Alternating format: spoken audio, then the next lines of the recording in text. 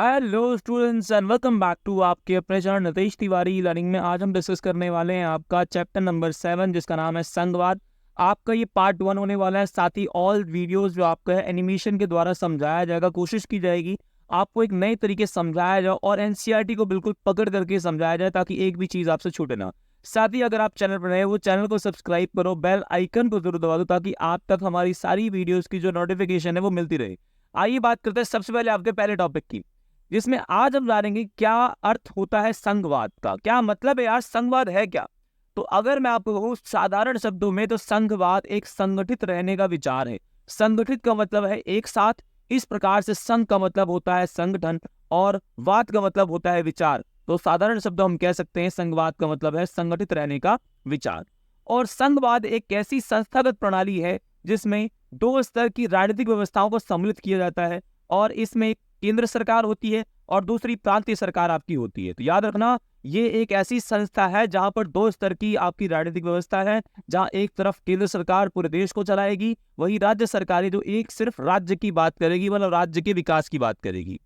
इसके बाद हमारा टॉपिक आता है कि बताइए जरा, संघवाद जहां संघ सरकार है पूरे देश के लिए काम करेगा जिसमें आपका राष्ट्रीय महत्व के हित होंगे। राष्ट्र का महत्व का मतलब है देश के लिए काम। और राज्य सरकारें अपने प्रांत के लिए, अपने राज्य के लिए, मान लीजिए यूपी है, बिहार है, ये अपने लिए बात करेंगे। और जो केंद्र सरकार है वो पूरे देश के लिए विकास की बात करेगा। साथ ही हमारा क्वेश्चन एक आता है कि भाई संघवाद के अगर हम उदाहरण दें तो संघवाद के बारे में हम कैसे समझेंगे, या फिर कह लीजिए कि संघवाद की सूची आप बताइए कि संघ सूची के विषय में क्या क्या है, राज्य सूची के विषय में क्या है और समवर्ती सूची के विषय में क्या है।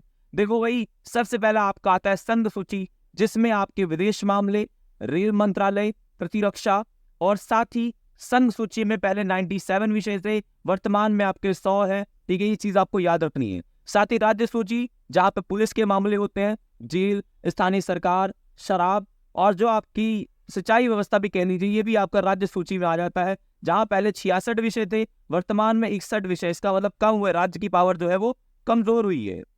इसी के साथ हमारी तीसरी सूची होती है आपकी समवर्ती सूची, जो कि हमने आपका ऑस्ट्रेलिया से ली है।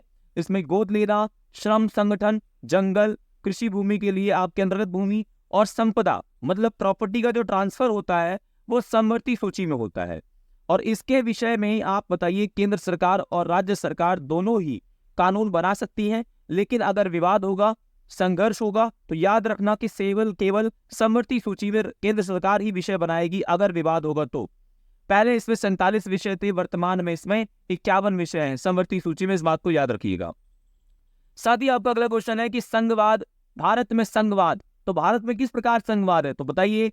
संविधान के अनुच्छेद 1 के अनुसार भारत को राज्यों का संघ कहा गया है। भारत को राज्यों का संघ कहा गया है और भारत में जो संघवाद अपनाया गया है उसका आधार ही है राष्ट्रीय आंदोलन के दौरान। राष्ट्रीय आंदोलन जब हमारा हो रहा था तो हमारे नेता चाह रहे थे कि हम लोग एक ऐसी व्यवस्था को अपनाए जहां पर शक्तियों का विभाजन हो, ये बात भी याद रखना।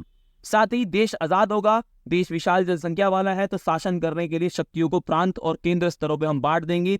ऐसा ही संविधान हम चाहते थे, तो आज हमने आजादी के साथ ही ऐसा संविधान बनाया जहां सेंट्रल गवर्नमेंट और स्टेट गवर्नमेंट में हमने सत्ता का, शक्ति का विभाजन कर दिया है।